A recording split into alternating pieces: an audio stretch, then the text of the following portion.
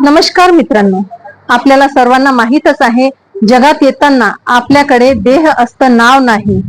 जग मात्र सोडताना आपल्याकडे नाव असतं, देह नाही.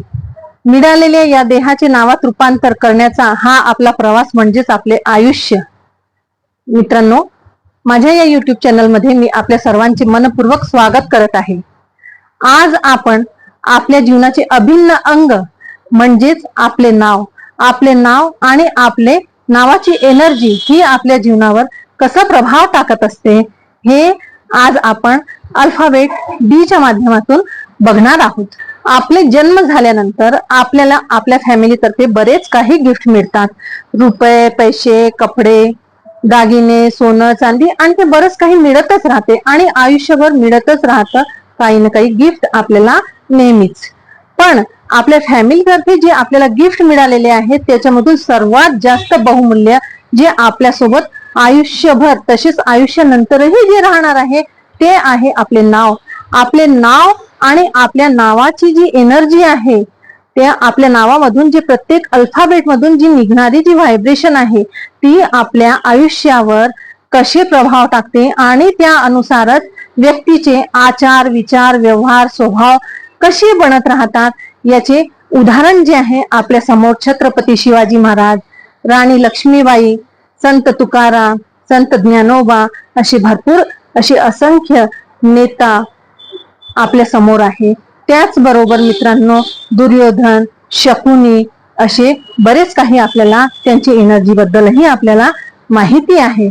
तर मित्रांनो, आपले नाव आणि आपल्या नावाची जी एनर्जी आहे ती आपल्याला कशी इफेक्ट करत आहे हे आपण प्रत्येक व्हिडिओच्या माध्यमातून आपण बघणार आहोत. आतापर्यंत आपण ABC हे अल्फाबेट आपण बघितलेले आहे, तर आज आपण बघणार आहोत D अल्फाबेटची एनर्जी.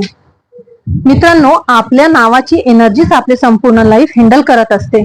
व्यक्तीचे जे नाव असते ते अदृश्य रूपाने त्या व्यक्तीच्या सोबतच राहते आणि ते नावच त्याची ओळख बनून जाते हे आपल्याला माहितीच आहे. आता डी अल्फाबेट जे आहे, डी अल्फाबेट वाले व्यक्ती हे जे आहे डी फॉर डेअरिंग बाज, हे लोक अति डेअरिंग बाज असतात.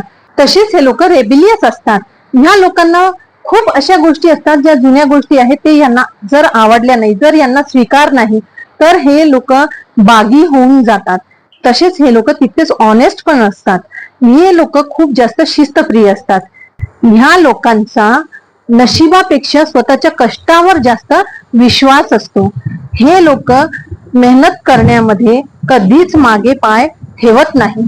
हे लोक कधीही शॉर्टकट न वापरता आपले कार्य जे आहे ते पूर्ण पद्धतीने मेहनतीनेच त्याला पार करतात.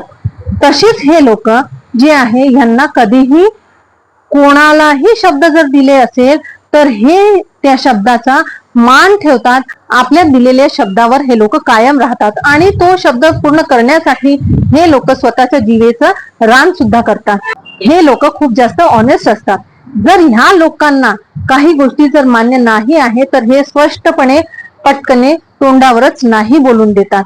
ह्यांच्या या वागण्यामुळे पुष्कळ वेळा खूप लोक यांच्यातर्फे नाराज पण होऊन जातात.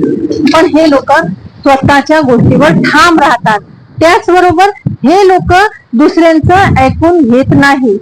हे दुसऱ्यांना म्हणतात पण हे लोक दुसऱ्यांचं ऐकून घेणार नाही. ह्यांचं आपल्या कुटुंबावर खूप प्रेम असतो. जर यांना कोणी डिफेम करण्याचा जर प्रयत्न केलं तर हे त्याचे इतके एंटी होऊन जातात की तो कधी विचार सुद्धा करू शकत नाही. तसं तर यांना राग येतच नाही, पण जर कधी यांना जर राग आला तर यांना आवरणं खूप जास्त कठीण आहे. हे लोक थोडे रावडी टाइप्स असतात. ह्या लोकांना खोटं बोलणं अजिबात आवडत नाही. हे लोक स्ट्रेट फॉरवर्ड लोक असतात. हे लोक जे बोलतात ते स्पष्टपणे बोलतात. त्याच्यामुळे यांचे खूप वेळा यांचे मित्रमंडळी किंवा नातेवाईक यांच्या मार्फत दुखवले जातात. यांना जर माहिती पडलं पण की बाई माझ्यामुळे त्याला त्रास झालेला आहे तर हे म्हणणार मैंने गलत क्या बोला था, मैंने तो सही बोला, अशी यांची विचारधारा असते. हे लोक पण लक्झरी लाईफ जगण्याची यांची पण खूप इच्छा असते. त्यासाठी हे लोक खूप हार्डवर्क पण करतात. मित्रांनो, पण यांना यश मात्र थोडा उशिरा मिळतो, पण तो यश जे आहे तो टिकून राहतो. पैशांच्या बाबतीत मात्र हे लोक विचारपूर्वकच खर्च करतात. त्याचबरोबर कुठलाही निर्णय घेण्या अगोदर हे लॉजिक आणि व्यवहार यांचा मेळ करूनच हे कुठलाही निर्णय घेतात. पैशांच्या बाबतीत हे मात्र खूप विचारपूर्वकच खर्च करतात. यांचं जास्तीत जास्त बचत करण्याचं यांचं प्लॅनिंग असते. त्यांच्यामुळे यांच्याकडे भक्कम पैसा आपल्याला बघायला मिळतो. तसंच यांनी जर समजा कुणावरही जर प्रेम केले तर हे आयुष्यभर त्याला निभवतात. हे लोक वरच्यावर कुणालाही प्रेम करत नाही. हे लोक जर एक वेळा ह्यांनी प्रेम केलं तर हे त्याला आयुष्यभर निभवतात. त्याचबरोबर हे स्वतःच्या जोडीदारासाठी खूप जास्त पॉझिटिव्ह असतात. मित्रांनो, मी ही जी तुम्हाला डी अल्फाबेट बद्दलची जी माहिती सांगितली आहे ती जर तुम्हाला बरी वाटली असेल तर माझ्या व्हिडिओला लाईक करा आणि माझ्या चॅनलला सबस्क्राईब करा. म्हणजेच तुम्हाला याच्यानंतर जी प्रत्येक अल्फाबेट येणार आहे त्याची माहिती तुम्हाला अशीच मिळत राहणार आहे. मित्रांनो, दुनिया में आए तो बिना नाम के थे, पर बिना नाम के जाएंगे नहीं. मित्रांनो, मला माझ्या गुरूंकडून जे काही मला शिकायला मिळालेलं आहे ते मी तुमच्यापर्यंत पोहोचविण्याचा पूर्णपणे प्रयत्न करत आहे. धन्यवाद.